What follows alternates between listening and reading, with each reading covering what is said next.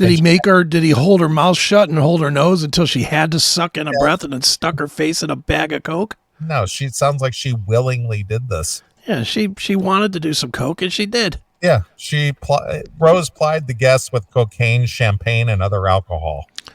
Does plied mean provided? Because somehow I'm thinking that's what it was. Well, when you say plied, that means to me like you were forced to do it. Do another line, bitch. Do another line. Or Rose supplied this, or it was available to you if you wanted to. Right. Or were you forced to do it? Were you given a piece of a garden hose and was that the deal? Apparently so. All right. After Kennedy went to the bathroom, Rose was allegedly waiting outside the door, and when she exited, Rose pushed Kennedy up against the wall and he kissed her. Ooh, my God. Kennedy found Rose attractive. Yeah, because you were a willing mouth. And did not mind the encounter. So she didn't mind it. Well, she didn't understand her trauma at that point, Neely. I guess. Well, she's at the bathroom. She's doing Coke. She's doing drink and whatever else. Mm-hmm. She comes out of the bathroom and there's Axl Rose standing there waiting for her. And he grabs her and he pushes her up against the wall and starts sticking his tongue down her throat. And she goes, I didn't mind that much. I didn't mind that. That's pretty fun. That was pretty good.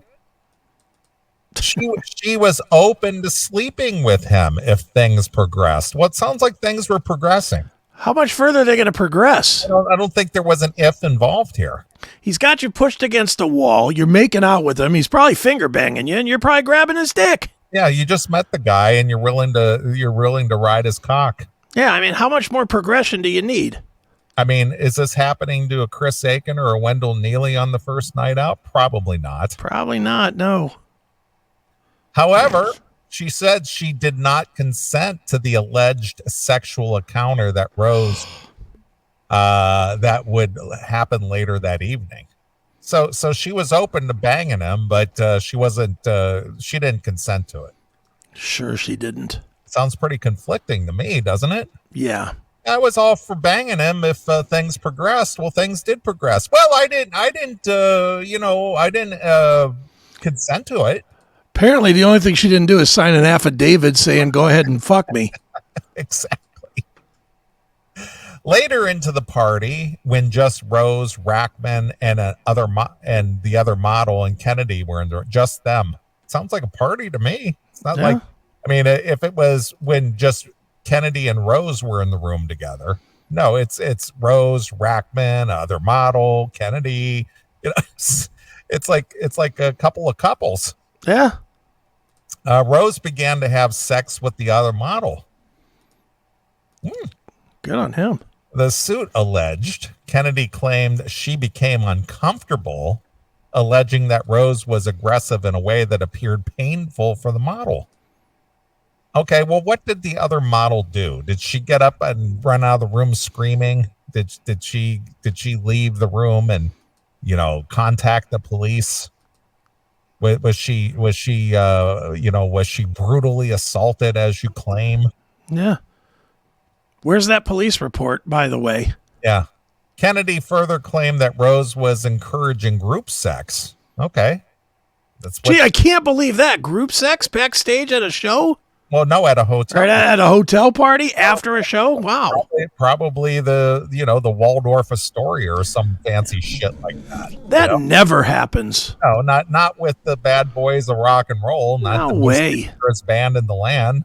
No chance that ever happened. But that she wasn't interested and she left the room with Rackman to go back to his hotel room. So were you open to banging Ricky too? Is that the deal? Well, that's probably why Ricky's putting no comment at all out there. It's like, yeah, come on. Let's just go back to my room because obviously Axl's got his mouth full and his cock buried. Yeah. After leaving Rose's room, she heard the sound of glass shattering.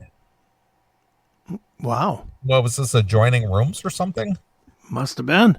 She also heard Rose screaming at the model. Why doesn't this model have a name? Why didn't she have a lawsuit? That's my point. Yeah. why doesn't this other model? I mean, it's been mentioned several times. The other model. Does this other model exist? Does she have a name? Yeah, I don't know. You're a fucking whore. Ooh, language. Get the fuck out of here. Language, Axel. Upon hearing the noise, Rackman allegedly told Kennedy that it's going to get bad. Okay. Kennedy claims that Rose then came down the hallway to Rackman's. Now, she heard this all the way down the hallway? She heard Must have been. because he came down the hallway like they were several rooms apart. Did you hear a glass break in another room? Of course. Several rooms away. It's totally believable so far. Okay, I don't buy this. Now, if you were in the adjoining room, I might buy that, but coming down the hallway, if somebody broke a glass in a room three rooms away, I don't think you would hear that, would you? Dude, don't forget, OJ broke that glass that nearly cut his fucking finger off. Anything can happen. If a glass breaks in OJ's driveway, will anybody in the neighborhood hear it? All the way to Chicago. Kennedy claims that Rose then came down the hallway to Rackman's room, saw Kennedy, and asked, "What the fuck are you doing back here?" Rose then allegedly pushed Kennedy down to the floor. Oh, my goodness. But was this in the room or in the hallway, or he just banged on Rackman's door and Ricky opened the door and he goes, "What the fuck are you doing here?" And then he jumped on top of her. Yeah, that's what it sounds like. Okay. While Kennedy was on the ground, Rose grabbed her by the hair and he dragged her across the suite back to his bedroom. Now, are these adjoining suites or are they not? Because the way it says he came down the hallway and now he just dragged her back to his room. Like a caveman. Yeah, but regardless of that, were they in adjoining rooms? Or were they like two rooms apart? Or because this doesn't make any sense. Well, it was so quiet on that floor that everything that went on in the entire floor was heard. Okay. but he was in Rackman's suite. That's right. Grabbed her by the hair and pulled her to his bedroom.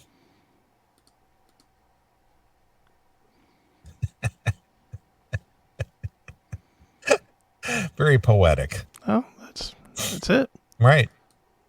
And she thought they were going to play Monopoly. Right, of course. That's what I was thinking.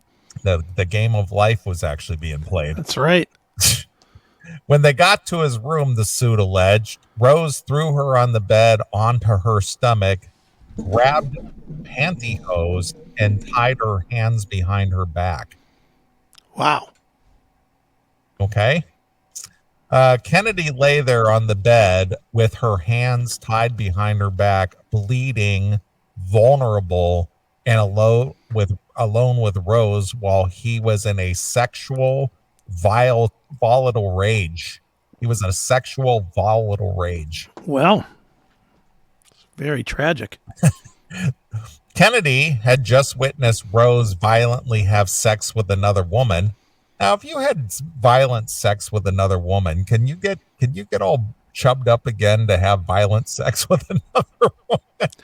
Yeah, you would think that the energy level, but maybe it's that cocaine. Maybe it might be the supercharged alcoholic brutality, as your friend Zach Wild sings about. Yeah, the combination of alcohol, cocaine, and stage juice just kept his dick hard.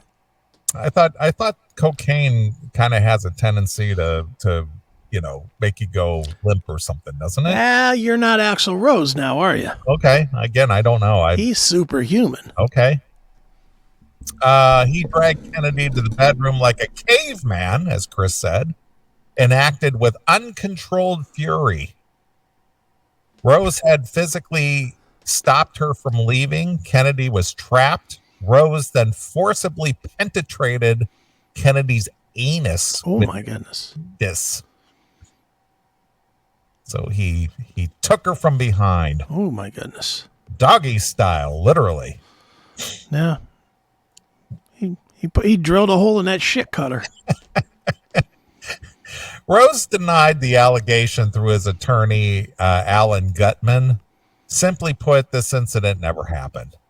Notably, these fictional claims were filed the day before the New York State's filing deadline expires, Gutman said, though he doesn't deny the possibility of a fan photo taken in passing. Mr. Rose has no recollection of ever meeting or speaking to the plaintiff and has never heard about these fictional allegations prior to today. Mr. Rose is confident this case will be resolved in his favor, i.e., give her some money, tell her to go away. Beat it, pig. Right. He treated her like property. Ooh. Used solely for his sexual pleasure. Well, that's what it was. Well, who has sex for not having pleasure? Yeah. I mean, well, that's kind of what I was thinking. What did she think it was? unless you're Sergeant Hartman, I'm gonna skull fuck you.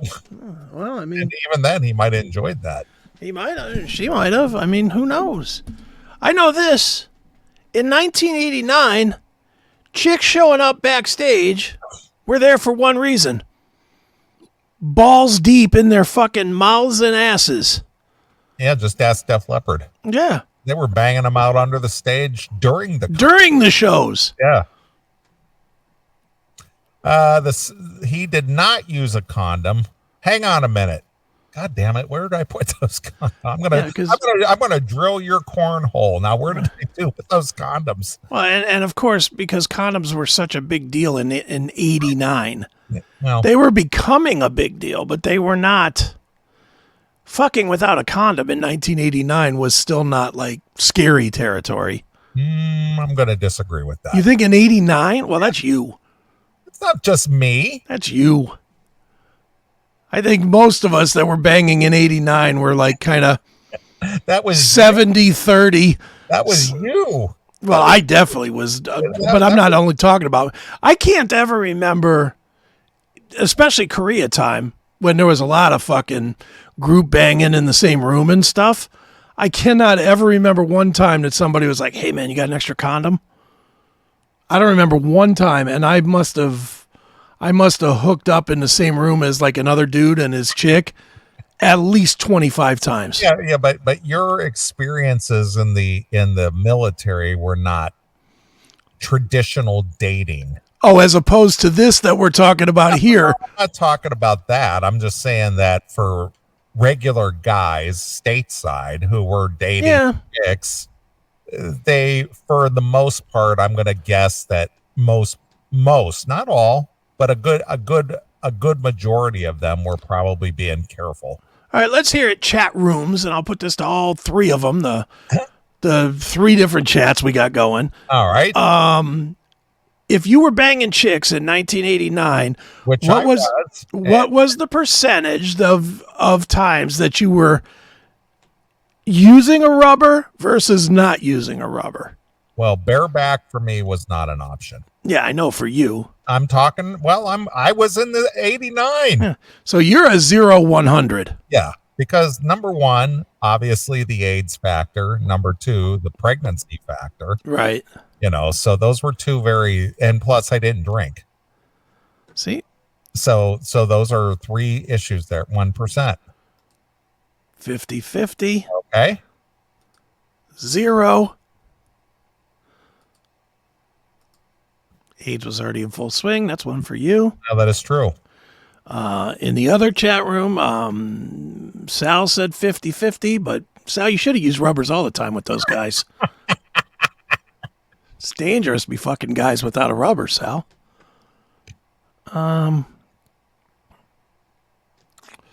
Jake in the Rumble by 89 condoms were required. Okay. Mm-hmm.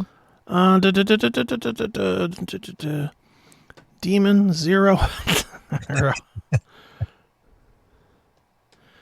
So all right, so mixed bag. So again, if you add that all together, probably about 50-50. 50-50. Yeah. But with you, it was 0-0. Yeah, there's no rubbers. What's that?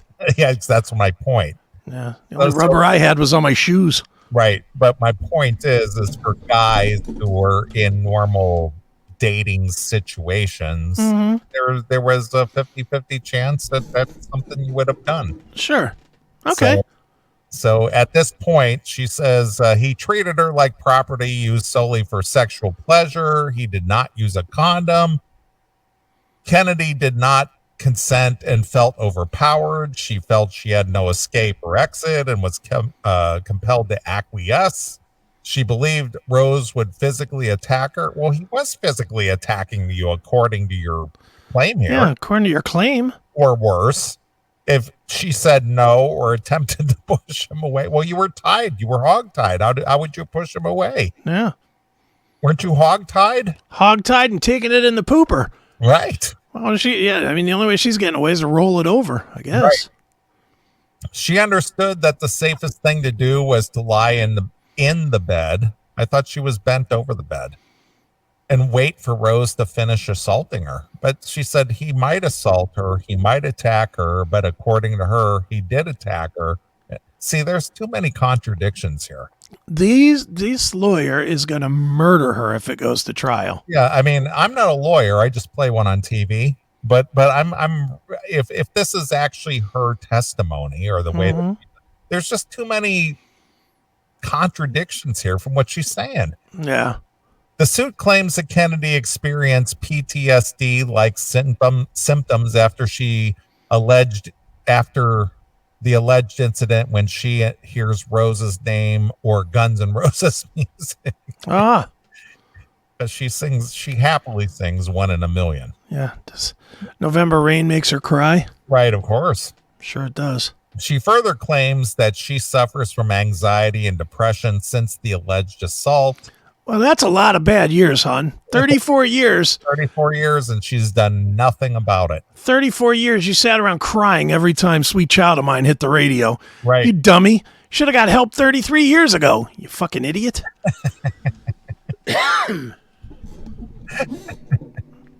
Was she like Tammy and sit there and sing, he's singing about me. Mm-hmm.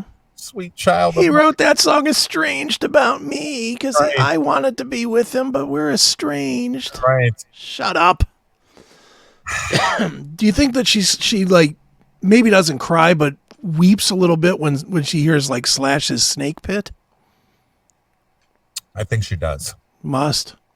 I think 5 o'clock somewhere is probably really mean something to her. Well, the beggars and hangers on part sure does these days. I would agree with that. She suffers from anxiety and depression since the alleged assault and that the trauma compromised her career. Oh, did it? Oh, that's why she needs the money. She never progressed beyond being a penthouse pet. Yeah, so she never got more than the $1,500 for the initial photo shoot. Got it. Right. The suit listed assault, battery, intentional infliction of emotional distress. Do you think Axel said, I'm going to put some emotional distress on you, bitch? I'm sure he did. And gender motivated violence. Wow, I've never heard that term before. Gender motivated violence? Well. As a causes of action, asking for unspecified damages to be determined by the court. So what's this worth to you for getting your pooper drilled? Yeah, she's probably put a $5 million on her anal cavity. You think so? Just 5? Yeah, she ain't going to get more than that. No, but you have to go high because... Oh, yeah, I'm sure she's suing for $20 million. Yeah, but you have to whittle it down. She might get 5, but she's suing for 20. Yeah, she's sued for 20. She'll accept 5. Right. As well as some medical bills to shave off the polyps in her asshole. Rose himself has been accused of domestic and sexual abuse multiple times in the past. What, this rocker guy? This guy caused a riot in St. Louis and in Canada. Yeah. Spaghetti incident. It was the saucy bloody asshole that's right. In mind. The suit itself describes a history of abuse when describing Rose, referencing several other allegations of sexual and domestic violence from past decades. The suit referenced abuse claims from Rose's former partners, Aaron Everly and Stephanie Seymour, detailed in the 1994 People magazine story. Beverly sued Rose for abuse in Los Angeles civil court that year, later settling the claim out of court. The lawsuit isn't the first time Kennedy shared these details about her alleged experience with Rose, writing about the allegations in her 2016 autobiography, No One's Pet. Is no one's pet or no one bought it? Well, again, here's the thing. These young women, if we're going to assume she was attractive enough to become a penthouse pet for whatever reason, and they open themselves up for this kind of people just looking at them as a sexual object. But Yeah. then they write a book. I'm no one's pet. No. I did this on my own terms. Yeah. Because you're a strong, empowered woman. That's right. And further recalling the claims in Look Away, the 2021 documentary on sexual misconduct in the music industry. The suit was brought through the New York's Adult Survivors Act, a law that has waived the statute of limitations on sexual misconduct claims. For civil suits, it's set to expire on Friday, November 24th, which was yesterday. Since the window reopened, why did the window reopen? That's the whole question. It's just like, you had 30 years to file this fucking thing. Where have you been?